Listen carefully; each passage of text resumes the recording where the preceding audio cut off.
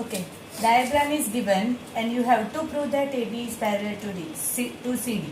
It is exercise 6.2 first sum. सबसे पहले आपको फाइंड भी करना है, गिवन फाइंड में दिखा है फाइंड x एंड y. तो हियर ये एंगल 50 डिग्री है, तो ये जो x है वो लीनियर पेयर फॉर्म कर रहा है. तो अगर हम सॉल्यूशन स्टार्ट करें तो 50 प्लस x 180 डिग्री होगा बिकॉज लीनियर पेयर. तो आपका x क्या मिल जाएगा 130. ठीक है, this is the first part.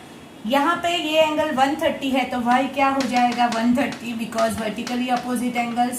ये second number. x and y देखो, x एंड y यहाँ पे z फॉर्म कर रहे हैं. अगर मैं डायग्राम को डार्क करूं तो x and y z form कर रहे हैं और दोनों की वैल्यू क्या आई 130 और ये भी 130. उसका मतलब here both angles this x and y makes alternate angles.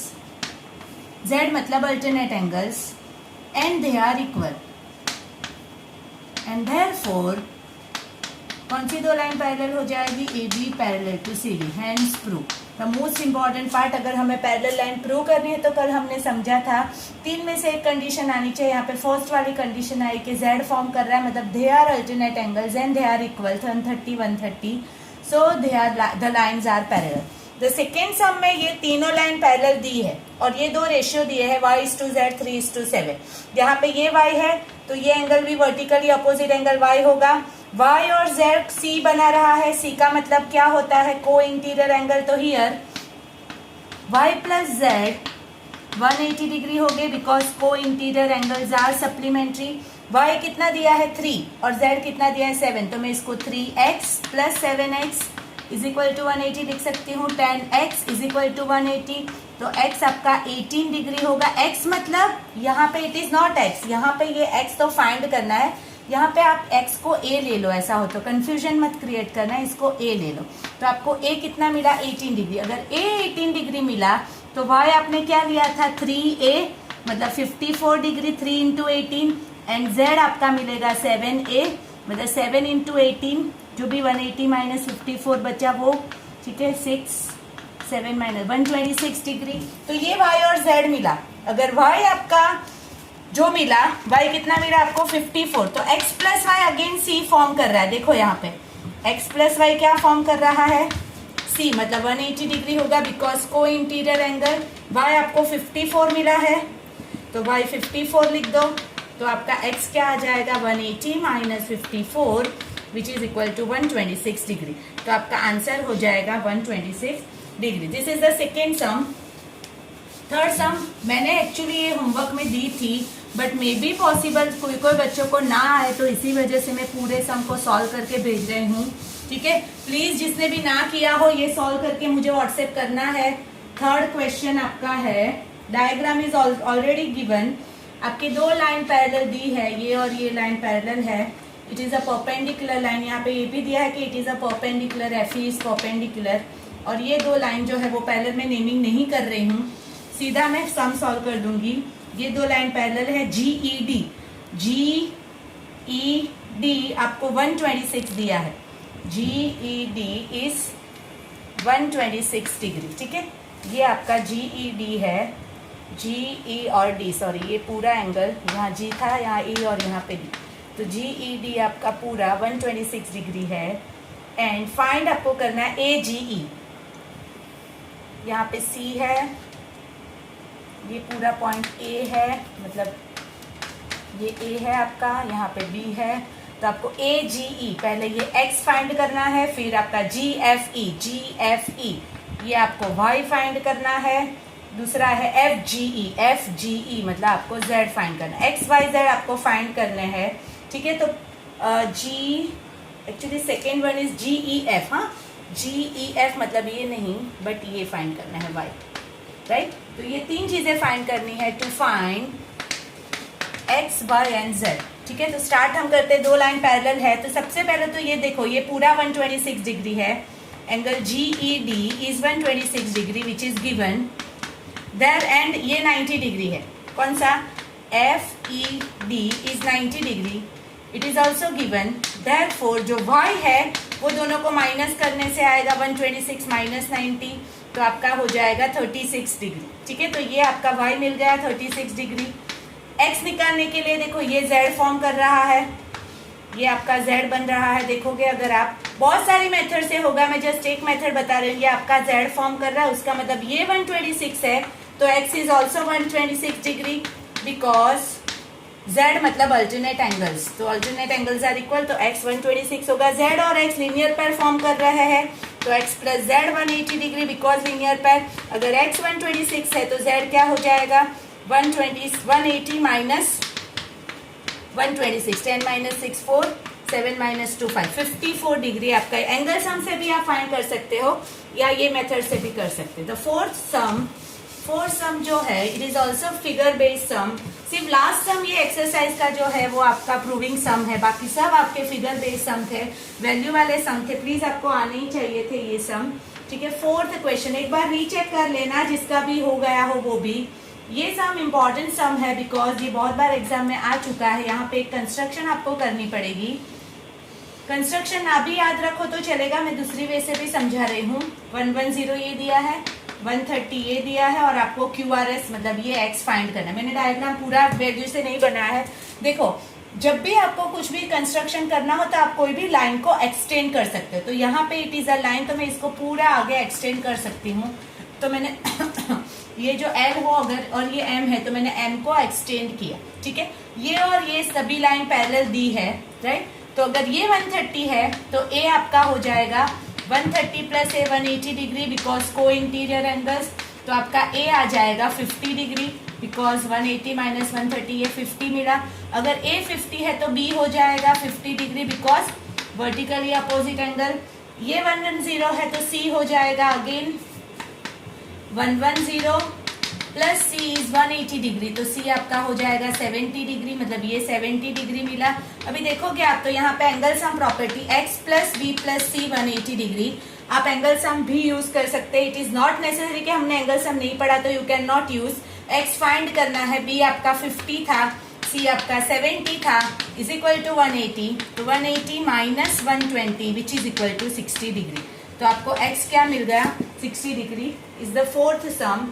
Fifth one में भी वैल्यू वाला ही सम है, यहाँ पे भी कुछ ना कुछ अल्टरनेट या कॉरेस्पॉन्डिंग से ही फाइंड होगा। फिफ्थ सम, ये दो लाइन पैरेलल दी है, this two lines are parallel और आपको कुछ वैल्यू फाइंड करनी है। जे y है, ऑलवेज जो भी फाइंड करना उसको XYZ ले लो, ना दिया हो तो भी। तो ये 50 दिया है, ये 127 दिया है, ये दो लाइन पैरेलल है, ये पैरेलल की साइन है, आप नेमिंग ना भी करो तो ये पैरेलल की साइन से पता चल जाता है। तो आपको फाइंड करना है x एंड y। ठीक है, तो स्टार्ट हम वहां से करते हैं। ये L और M सपोज है, तो L is parallel to M। तो ये जो मैं फॉर्म कर रही हूँ, देखोगे आप अगर मैंने डार्क लाइन बनाई तो वो Z बन रहा है, Z का मतलब वो अल्टरनेट एंगल होंगे। तो कौन से दो Z बने, 50 प्लस y इज 127, ये आपका हुआ अल्टरनेट एंगल्स। तो y यहाँ से मिल जाएगा 127 माइनस 50, 77 डिग्री। ठीक है, ये आपका y हुआ 77 डिग्री, ये y 77 है, ये 127 है, इसको मैं a ले लूँ तो a plus 127 is 180 degree, because linear pair है तो a आपका मिल जाएगा 180 minus 127 which is equal to 10 minus 7 3 और 7 माइनस 2 5, 53 डिग्री। ठीक है, तो a आपका 53 मिला, y आपका 77 मिला। तो एंगल सम प्रॉपर्टी यूज करो। ट्रायंगल में angle sum property x plus Y plus A 180 degree, x आपको फाइंड करना है, y आपका 77 मिला और a आपका 53 है, तो आपको x मिल जाएगा, जो आया वो आपका answer. The 6 is the most important question which is based on proving sum. तो ये वाला सम जो है एकदम ध्यान से करना, जिसने भी ना किया हो प्लीज। ये सम आपको 2 बार करना है और मुझे सेंड भी करना है 2 बार करके। तो 6 इज द मोस्ट इंपॉर्टेंट सम। इसका डायग्राम दिया है बट मैं एक बार डायग्राम ड्रॉ करके भी समझा देती हूँ। PQ and RS are 2 mirrors, parallel mirrors. ये दोनों मिरर है और वो दोनों पैरेलल मिरर है, ये और ये लाइन पैरेलल है, right. Placed parallel to each other, incident ray AB strike the mirror PQ। यहाँ से एक इंसिडेंट रे स्ट्राइक हुआ, मैंने एरो नहीं बनाया क्योंकि पैरेलल लाइन का एरो होगा इसीलिए। और यहाँ से एक दूसरा रे उसने निकाला, ये रिफ्लेक्टेड रे, इसके लिए इंसिडेंट और ये C और ये D। आपको प्रूव करना है कि ये जो इंसिडेंट रे ए बी है which is parallel to this reflected ray C D, ये आपको प्रूव करना है, ठीक है। It is based on mirror sum, तो यहाँ पे हमें बट ऑब्वियसली कंस्ट्रक्शन करना पड़ेगा, कंस्ट्रक्शन के बिना ये सम नहीं होगा, तो मैं यहाँ से कंस्ट्रक्शन कर रही हूँ। B M B perpendicular to P Q, मैंने ये line perpendicular to P Q बनाई, और एन सी परपेंडिकुलर टू मैंने आर एस बनाई, ठीक है। हम स्टार्ट वहां से ही करेंगे जो हमने परपेंडिकुलर लाइन बनाई।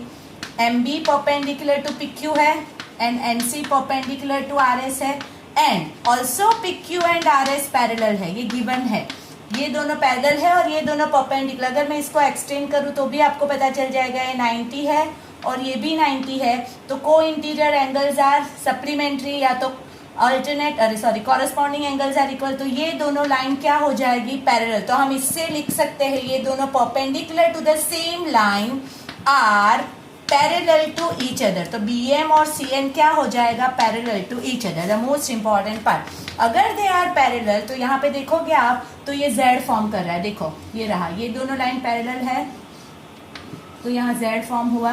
तो ये जो जेड है उसको मैं यहाँ नेमिंग कर देती हूँ ए बी सी और D.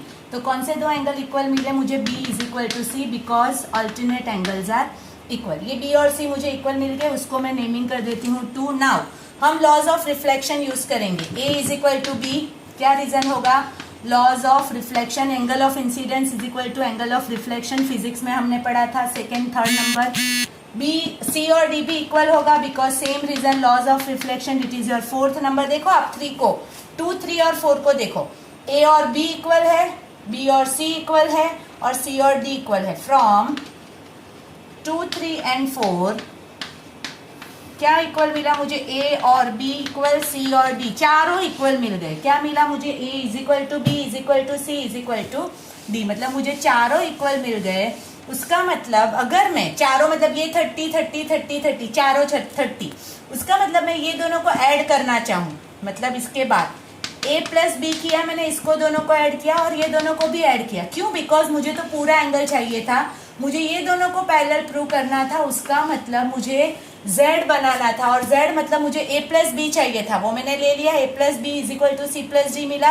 a plus B is nothing but angle A B C, देखो आप पूरा अगर लिखोगे तो it is angle A B C, और c प्लस डी मतलब एंगल बी सी डी। ये z बना रहा है कौन सी दो लाइन के लिए, ए बी और सी डी के लिए, तो but they are alternate angles for कौन सी दो line, they are alternate angles for A B and C D and they are equal. Therefore कौन सी दो लाइन पैरेलल हो गई, A B parallel to C D, hence prove. ठीक है, हमने क्या किया, हमें ये प्रूव करना था कि ए बी और सी डी पैरेलल है, तो पैरेलल के लिए 3 में से एक कंडीशन चाहिए, या तो अल्टरनेट एंगल्स इक्वल चाहिए, या तो कॉरेस्पॉन्डिंग एंगल इक्वल चाहिए, या तो को इंटीरियर एंगल सप्लीमेंट्री चाहिए। यहाँ पे मैंने अल्टरनेट एंगल्स यूज किया, कैसे आया वो, तो सबसे पहले बी और सी, बिकॉज ये दो लाइन पैरेलल तो अल्टरनेट एंगल, ए और B law of reflection, C और D by law of reflection, तो ए बी सी डी चारों एंगल इक्वल मिल गए। ए और बी को ऐड किया, सी और डी को ऐड किया, मतलब ये पूरा एंगल और ये पूरा एंगल इक्वल मिल गया, और वो जेड फॉर्म कर रहे हैं, and because of that A B is parallel to C. ये आपकी एक्सरसाइज 6.2 मैंने कंप्लीट की। होमवर्क में मैंने ऑलरेडी सम्स दिए हैं, ये दोनों के बेस के 6.1 और 6.2 वो आपको आज कंप्लीट करने हैं। रात तक मैं एक दूसरा वीडियो भेजूंगी, it is based on exercise 6.3, just is the basic concept, उससे रिलेटेड आप 6.3 बाद में स्टार्ट करना। अभी आज ये 6.2 के सम्स खत्म करो, बाकी हो तो, और वो एक्सरसाइज जो भेजी है वो कंप्लीट करो।